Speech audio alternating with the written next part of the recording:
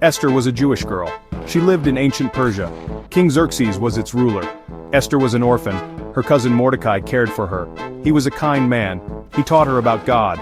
They lived faithfully together. King Xerxes needed a new queen. Queen Vashti had displeased him. So, a search began. Many beautiful girls were gathered. Esther was chosen to go. She was very beautiful, and she had a kind heart. God had a special plan. Mordecai gave Esther advice. Don't tell anyone you are Jewish. Esther listened to her cousin. She kept her identity hidden. In the palace she was loved. Her gentle spirit shone. King Xerxes favored her. He saw her true beauty. The king made Esther his queen. She wore a royal crown. She lived in the grand palace. It was a new big life. But Esther stayed humble. She did not forget her people. God was preparing her then for a very important job. A man named Haman rose high.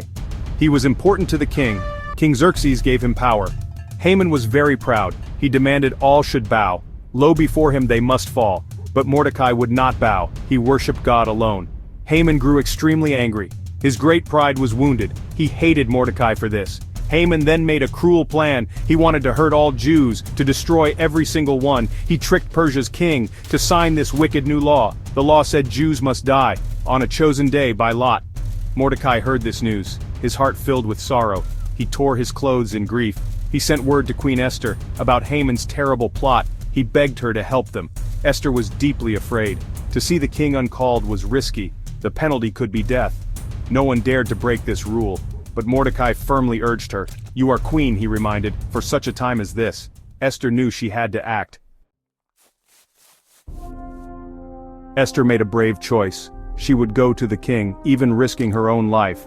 First, she asked for prayer. Fast for me, she urged Mordecai. For 3 days and nights, she and her maids would fast. She trusted God to help. After 3 days, Esther went, dressed in her royal robes. She stood before King Xerxes. Her heart surely pounded hard. The king saw her there. He was not angry at all. He held out his gold scepter. This meant she would live. The king asked, Queen Esther, what is it you desire? Tell me your urgent request. Esther was wise and patient. She did not speak too fast. She invited the king to dine, and she invited Haman too. Her plan was now in motion. At dinner, the king asked again. Esther invited them once more, to another dinner, the next day. That night, sleep fled the king. He had the record books read. He heard how Mordecai saved him from a dangerous secret plot, and Mordecai was unrewarded. At the second special dinner, Esther bravely spoke her truth. My people are in great danger. We are to be destroyed. The king was truly shocked. Who would dare do this? Esther pointed at Haman. This wicked Haman, she said. King Xerxes was full of rage. Haman's evil plot was exposed. Justice came very quickly. Haman paid for his great sin. He was hanged on the gallows. He built for good Mordecai.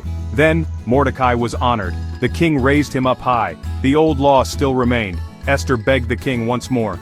So a new law was written. It allowed the Jews to fight, to defend their own lives. On the day Haman had chosen, the Jewish people fought hard, and God gave them victory. The Jewish people were saved. Great joy spread through the land. Mordecai and Esther began a feast, a festival called Purim, to remember their great rescue. It is celebrated each year, with joy, food, and giving. Esther's courage saved her people.